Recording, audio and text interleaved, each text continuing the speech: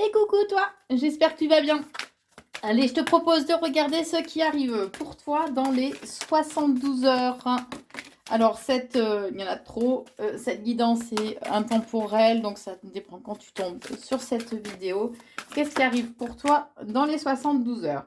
Alors, on te dit que il est important d'être dans l'instant présent, de profiter en fait du moment présent, des petits bonheurs que la vie a à t'offrir.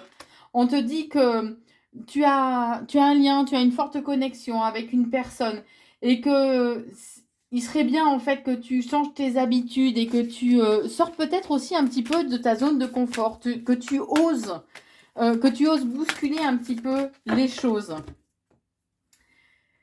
On te dit en tout cas qu'il y a un événement inattendu, qu'il y a une très belle surprise qui arrive pour toi. Pour certains, il peut y avoir une accalmie qui arrive pour toi dans ta vie. Pour d'autres, ça peut être une réconciliation au niveau sentimental. Donc tu prends en fonction de ce qui résonne en toi, comme toujours, d'accord? On te dit qu'en fait, il serait bien d'être un peu plus attentif à tes propres besoins, mais aussi aux besoins en fait des autres, de ne pas être focalisé que sur toi, ne fais pas trop preuve d'égoïsme. Écoute les signes, les non-dits, les sous-entendus, sois plus à l'écoute en fait de ton intuition, de ce qui résonne en toi. Tu sais, des fois, il y a quelqu'un peut dire certaines paroles et que, bah, en fait, on sent au fond de nous que, bah non, c'est pas ça. C'est parce que la personne pense, en fait. Et ben là, c'est un peu ça. Donc, écoute cette intuition-là. On te dit qu'il sera dans les jours à venir, il va te falloir t'investir peut-être un peu plus, t'impliquer un petit peu plus dans ton projet ou dans ta relation, selon si c'est au niveau sentimental ou professionnel. Alors tu vas pouvoir avoir l'impression en fait que tu as besoin de remettre absolument toute ta vie en question, que voilà, les choses s'écroulent, que tu sais un peu que le sol se dérobe en fait sous tes pieds.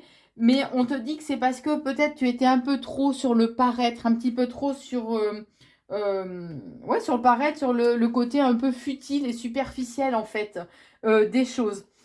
Alors, si c'est au niveau sentimental, tu peux, vous pouvez être dans une séparation temporaire, par exemple. Et on te dit que voilà, il y a un manque l'un de l'autre et que ce sera à toi de raviver aussi peut-être un petit peu la flamme, de remettre un petit peu de piquant, de piment au sein de la relation. Si c'est au niveau professionnel, tout simplement, on te dit que ben, tu as un manque d'enthousiasme. C'est comme si tu étais un peu blasé, quoi. Et que c'est à toi de te rebooster au niveau professionnel pour pouvoir continuer, en fait, à aller de l'avant. On te dit bien que tu vas avoir des choix à faire et que c'est toi qui vas décider, en fait, quelle direction tu souhaites prendre, que ce soit au niveau professionnel ou sentimental. Attention à prendre tes décisions en ton âme et conscience et sans être sous l'emprise de quelqu'un ou sans être manipulé, en fait, par une autre personne. D'accord? On te dit que voilà, ce qui compte, c'est saisir l'instant présent, accueillir l'abondance aussi qui arrive dans ta vie. On te dit bien qu'il y a une belle connexion, il y a un attachement, si c'est au niveau sentimental ou si c'est ça peut être si c'est au niveau professionnel par rapport à un projet. Que là, voilà, c'est quelque chose qui t'affectionne particulièrement, en fait, de pouvoir avancer et faire évoluer le projet. Mais on te dit bien qu'il va falloir ralentir le rythme, va falloir faire preuve de patience et va falloir prendre ton temps pour pouvoir faire évoluer les choses de façon constructive et durable. Voilà. On te dit bien que va falloir peut-être redéfinir les choses à un moment donné ou te reconstruire toi, peut-être reconstruire l'idée que tu avais de ce projet, ni plus ni moins. On te dit que les amitiés peuvent être très importantes aussi. Si c'est au niveau sentimental, tu peux être dans une relation karmique ou une relation de flammes jumelles. Mais en tout cas, on te dit bien qu'il est important de ne pas mettre l'autre sur un piédestal, là que ce soit professionnel ou sentimental, hein, de toute façon.